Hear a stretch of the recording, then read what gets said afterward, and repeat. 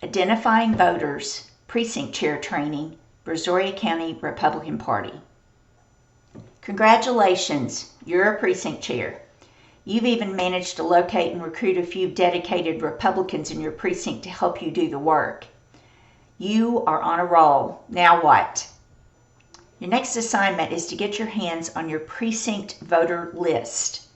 This is a list of all registered voters in your precinct, and it's available to the public. It's a spreadsheet, and it contains a wealth of information, including, but not limited to, the voting history of all your voters. Who knew, right? Every county in Texas is a little bit different, and most counties charge for this list, but in Brazoria County, this list is purchased for the entire county by the county party, and it's sorted by precinct, thanks to Marv Amorine, and made available to every precinct chair.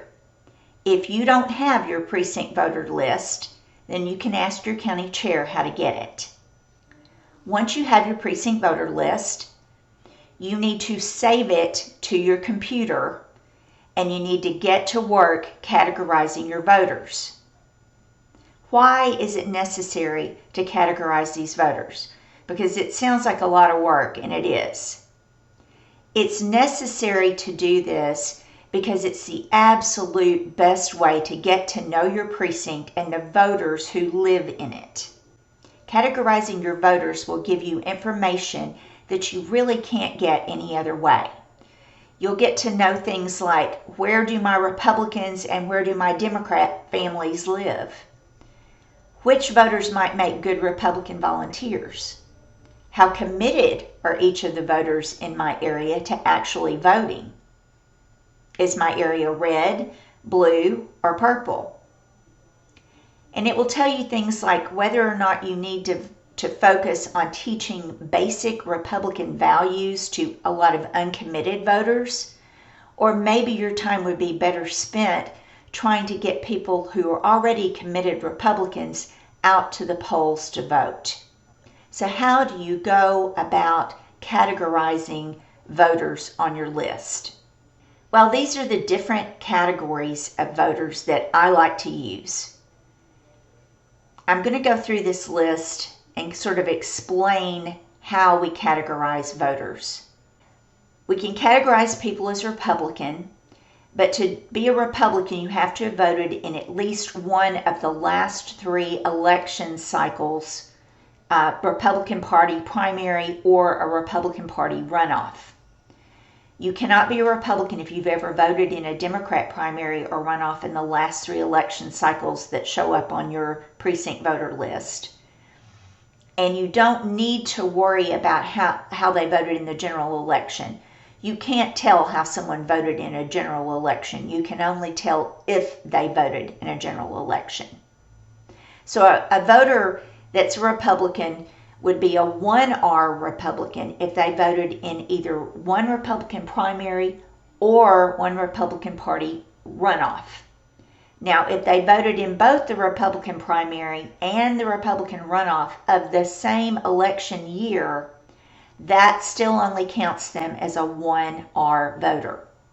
If they voted in 2 Republican primaries or runoffs in 2 different election cycles, then they're a 2R voter. If they voted in 3 Republican primaries or runoffs in 3 different election cycles, then they are a hardcore 3R voter. The Democrats, when you see those, you categorize them the same way. You apply the same rules as you did for Republicans, only for Democrat primary voters. They're a 1D if they voted in 1 primary, 2D if they voted in 2 Dem primaries, 3D if they voted in 3 Dem primaries or runoffs.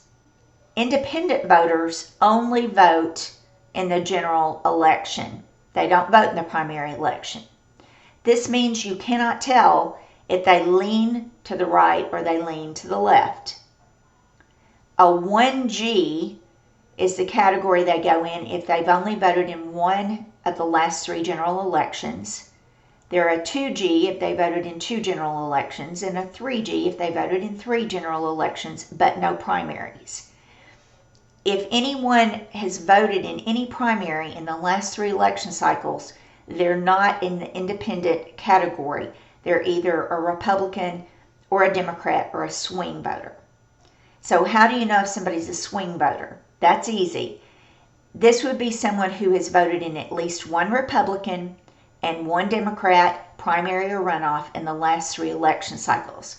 That means they swing back and forth, and you really can't tell. It's a type of independent, but it's a separate category because they do vote in primaries.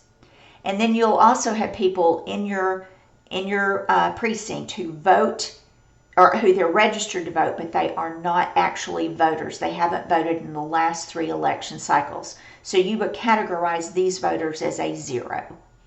Now we're going to pull up our precinct voter list, and I have a kind of a dummy list prepared for us. And we're going to categorize about 30 voters so that you can actually see how this works. This is my dummy precinct voter list that I made up for video training purposes. And I'm going to scroll around on it a little bit because I want you to see all the features on this. It gives a wealth of information about your voters in your precinct. So first of all, you see it's an Excel spreadsheet. And you can see my cursor as I'm moving it around, my white cursor. This is the precinct, and I'm in precinct 30, so that's your precinct, and of course all your voters should be in your precinct, so you might want to check to make sure that's the case. This is their VUID number, and of course you know the VUID number is a very long number, but for training purposes I just did 1 through 30 something. The name, these are all fake names. Year of birth. We have addresses. We have the city, the state. And over here to the right, we get into what districts they're in. U.S. House Rep, State Rep, State Senate District, County Commissioners Precinct, all these different ones. So for the most part, in a precinct, everybody will be in the same districts. But as you move over, you see that some of my voters are in the city of Lake Jackson, some are not. You'll see that some are in certain school districts and others are in different school districts. So you may have a few differences in some of these smaller districts within the county, like drainage district. Now down here at the bottom, you see we have a slider that goes across on this spreadsheet. So I'm going to click on this and I'm going to move it across so that you can kind of see that the spreadsheet exists to the right. It extends beyond what you can see on your screen. Okay, I've gone all the way over to the right, and this is voting history. And this is what I want you to see. We have the 2018, right here where my cursor is, the 2018 election cycle here. In this first category, we have the Dem primary. The next category that's in color here is the Republican primary. Then we have the Democrat runoff, the Republican runoff, and the general election. Then we cross the dark line and we move into the 2020 election cycle. Same categories: Democrat primary, Republican primary, Democrat runoff, Republican runoff, general. Then we have the 22 election cycle. Again, the Democrat primary, Republican primary, Dem runoff, Republican runoff, and general election. So we have information on all these voters for 3 election cycles. I'm going to add a category here. And let me just say quickly, when you get your original precinct voters list from your county chair, you should save it to your computer. And then when you open it to do work on it, you want to do your work, make your changes to the spreadsheet, but I always save it under a different name. That way I don't alter my original precinct voters list, and I always have a pure, untouched copy of my precinct voter list. So that's just a little tip for you. So up here in this next column, I'm going to put a new column called Party. And I had all caps on. There we go.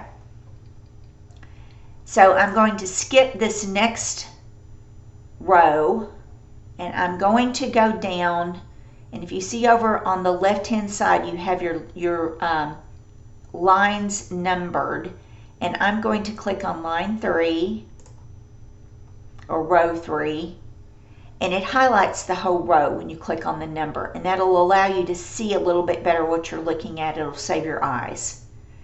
All right, we're going to categorize this voter.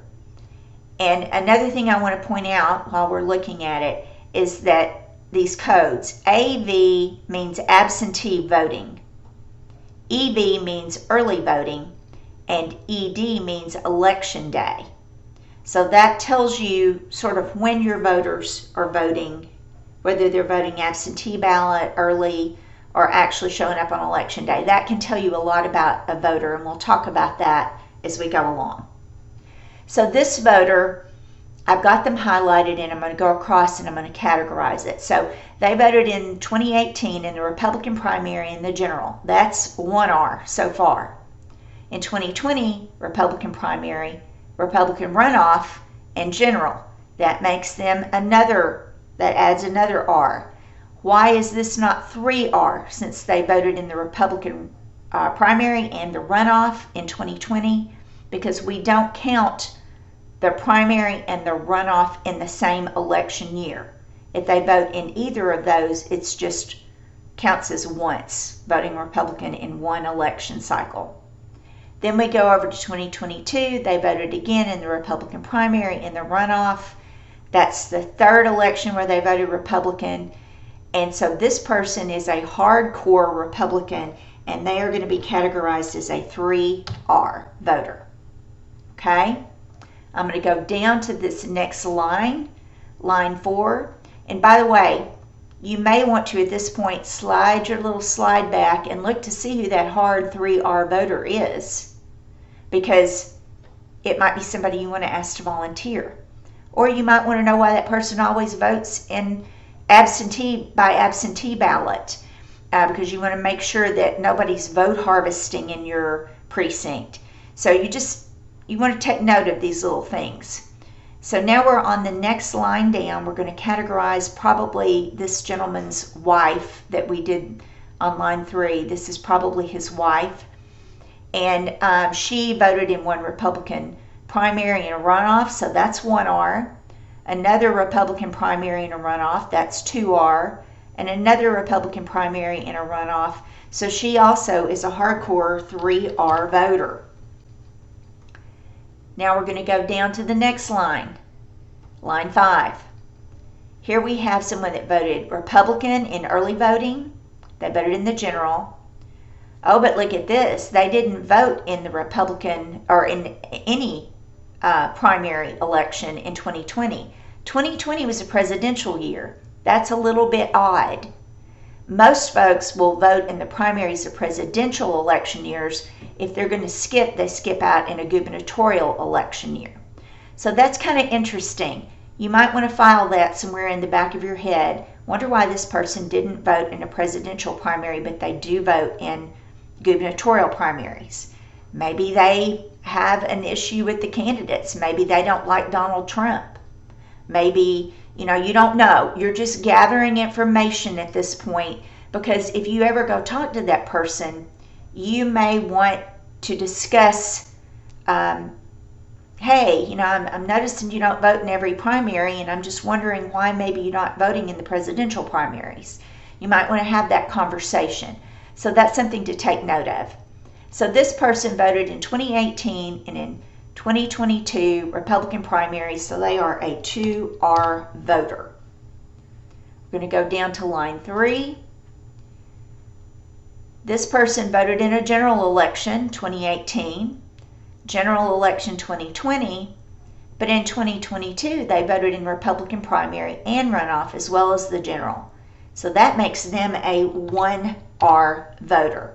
They voted in 2 different primaries, but they were both in the same election cycle. That only counts as 1R.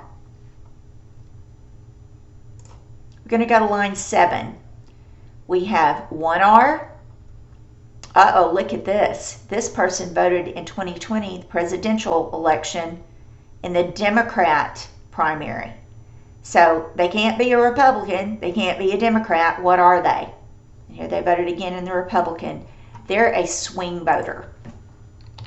A swing voter is a special category of independent.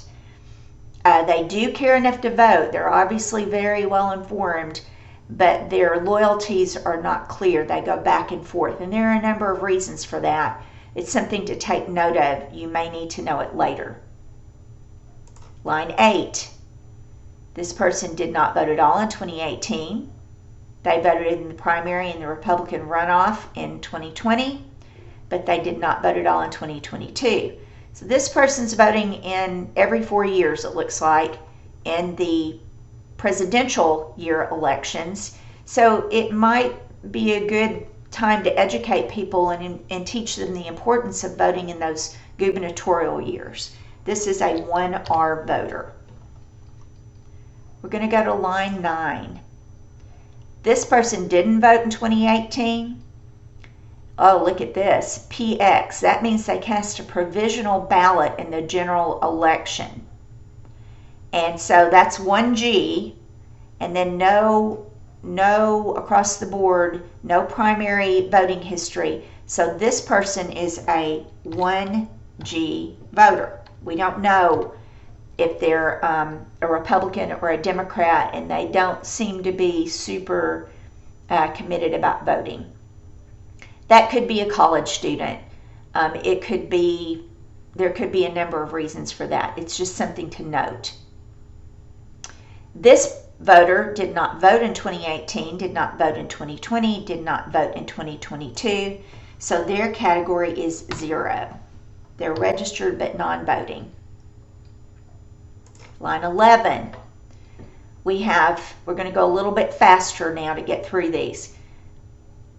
This is a Democrat, 1 Democrat primary, nothing in 2020, and then they voted in the general election they did vote in the general election in 2020 and the general election in 2022. So they are a 1D. Line 12, 1 Republican, 2 Republican, 3 Republican. This is a 3R voter. Possible volunteer. Line 13, Democrat primary in general. Democrat primary in general, and no primary, just a general election in 2022. So this is a 2D voter. No votes for this person. This is a 0.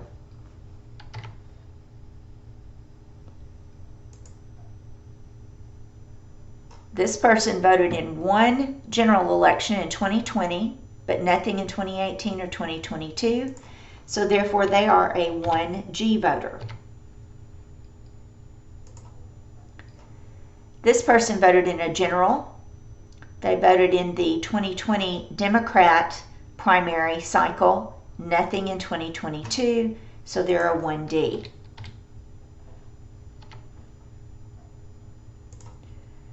This person did not vote in 2018, did not vote in 2020, but voted in 1 Democrat primary in 2022, but no general elections. That's kind of interesting.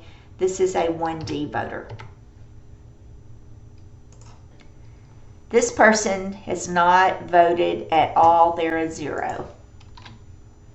So you see that once you get going, you can go fairly quickly.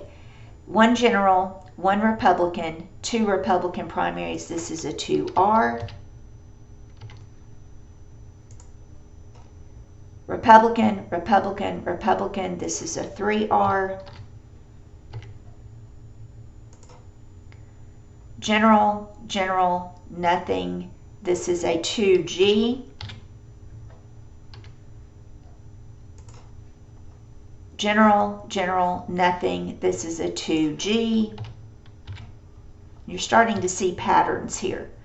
You'll see that typically husbands and wives tend to vote the same the same way at the same times by the same method. And so sometimes it's a pattern you can look for. Here we have one Democrat primary, two Democrat primaries, but look, here they're voting in the Republican primary and in the Republican runoff. And they vote a mixture of early voting and absentee voting. So this is going to be a swing voter. This might be somebody you want to have a conversation with. No votes here, so this is a 0. Down to line 25. 1 dim, 2 dim. This is a 2D voter. General, 1 dim, 1 general, so this is a 1D voter because they did vote in one Democrat primary. Republican, Republican, Republican, this is a 3R, possible volunteer. Republican, Republican, Republican, another 3R. Sometimes you'll notice patterns in families where the whole family goes and votes in every election. Those make great volunteers. This one is general, general, general. So here you have a voting independent. They just don't vote in primary elections. Might be a good opportunity for some conversation and some education there. This is a 0. No voting history in the by the way, if you mess up, you can go up here to this little undo arrow like I just did. So this person is a 0. They have no voting history. This person is a 0, no voting history. And some of these zeros, I've noticed on my precinct list, I've noticed there are kids that are the same age as my children. They're in their 30s, and I know from Facebook that these kids are grown, they're married, and they live maybe out of state with their own families. But they're still registered to vote in my precinct.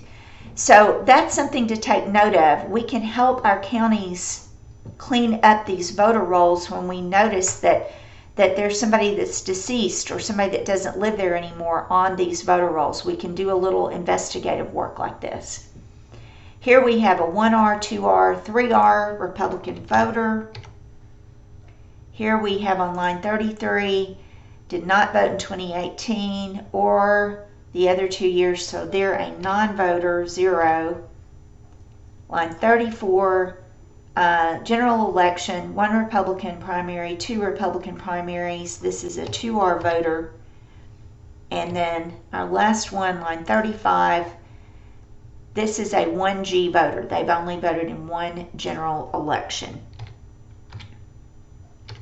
Okay, folks, there you go. We have categorized our voters in this precinct. Now, I do want to comment here that most precincts, I personally have about 3,000 people in my precinct. By law in Texas, voting precincts are supposed to be split if there are more than 5,000 people in the voting precinct. I have about 3,000. I know of some counties that are really, a lot of people moving there, that have 9,000 or 10,000 voters in one voting precinct. That is not good. But you can see that you can pretty quickly get through a number of these. I personally sit down and go through about 100 of these a day. If I have 3,000 voters in my precinct and I do 100 every day for 30 days, in a month I can categorize all the voters in my precinct. The value of this is that, and by the way, you want to save this as you're doing this work so you don't lose it. But now I can go through here and I can pull up I can sort these spreadsheets. I can pull up all my 3R voters. I can pull up all my Democrats. I can pull up all my swing voters or all the people that don't vote at all. And I can look at those as a group. I can search that out and categorize those out. So this is just a great way to get to know the voters in your precinct. You're getting valuable information this way This is really going to be helpful going forward when you block walk. You're going to do a lot of things with this voter list. So this is how you identify and categorize voters in your precinct. This exercise is well worth the effort and will reap big benefits in the future as you reach out and engage your precinct. We do have a one-page cheat sheet available on the different categories of voters. Now go get your precinct voters list and enjoy getting to know your precinct better.